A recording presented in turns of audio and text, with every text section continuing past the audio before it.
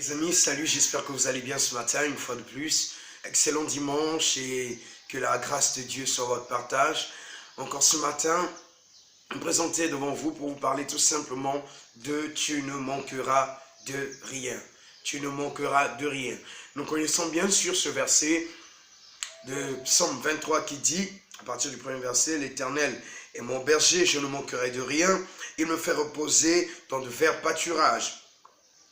Il me dirige près des eaux paisibles. » Je saute, je prends le 4e verset. « Quand je marche dans la vallée de l'ombre de la mort, je ne crains aucun mal, car tu es avec moi. » Ce qui m'intéresse ici, ta houlette et ton bâton me rassurent. Donc ce matin, tout simplement, je vais vous dire que vous ne manquerez de rien. Dieu, avant de créer l'homme, il a créé le jardin. Avant de créer les poissons, il a créé l'eau. Avant de créer les oiseaux, il a fait d'abord le ciel et tout. Donc Dieu, avant de vous faire, avant de vous créer, il sait que vous aurez des besoins.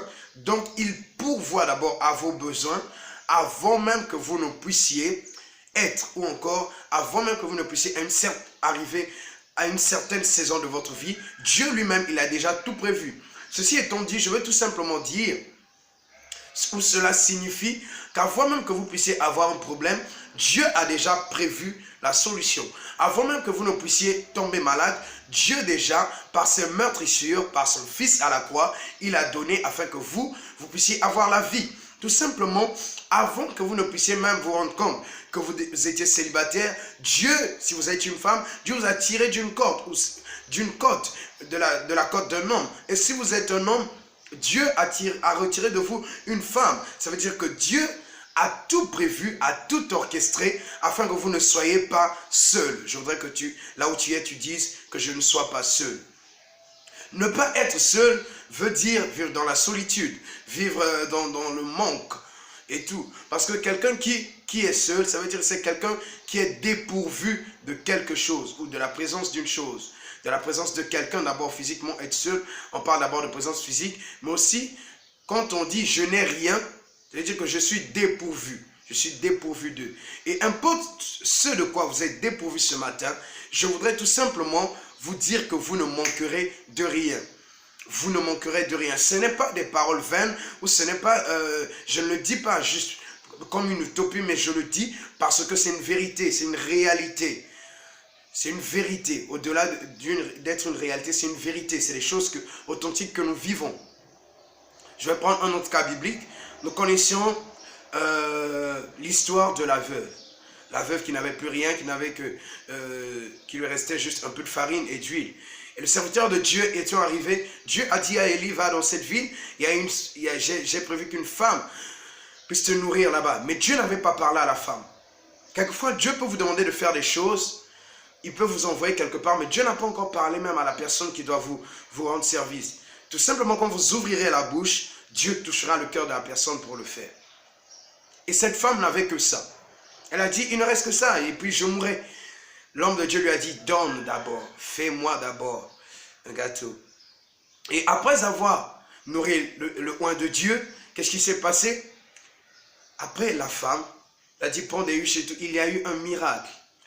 Elle n'a pas seulement manqué ni d'huile, ni de farine, mais elle a même commencé à procréer, ce qu'on appelle à l'école, je crois. Elle a commencé à faire un projet parce qu'il y avait tellement d'huile et de farine. L'huile ne manquait pas dans la huche, la farine ne manquait pas. Donc, je prie et ce matin, je vous encourage en vous disant que vous ne manquerez de rien. Vous ne manquerez pas votre diplôme, vous ne manquerez pas votre voyage, vous ne manquerez pas votre travail.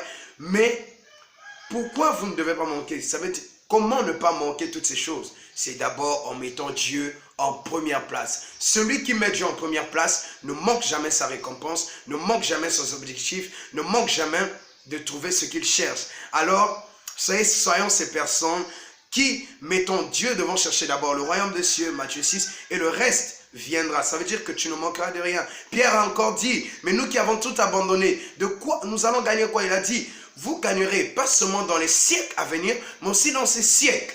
Vous aurez ce que vous avez abandonné. Ça veut dire plus de sœurs, plus de frères, mais aussi plus d'argent. Oui, avec Dieu, on peut être hyper riche. Merci Maroc, merci Algérie, merci Cameroun, Congo, Brazza, RDC, merci de partout me suivre, que ce soit l'Afrique de l'Ouest, Abidjan, Lomé, Togo, Ghana, tous mes amis, Boaké, que ce soit en France, en Russie, en Belgique, aux États-Unis, que Dieu vous bénisse. On se retrouve très bientôt pour un Morning Motivation.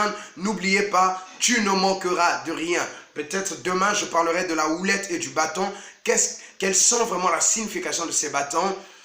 Écrivez-nous, laissez des messages, laissez des commentaires, là où vous vous retrouvez, encouragez-moi et prière de prier pour moi, que Dieu vous bénisse. On se retrouve très bientôt avec Neshama. N'oubliez pas de partager la vidéo, abonnez-vous à notre chaîne, c'est ' Neshama Pro. God bless you, votre frère qui vous aime.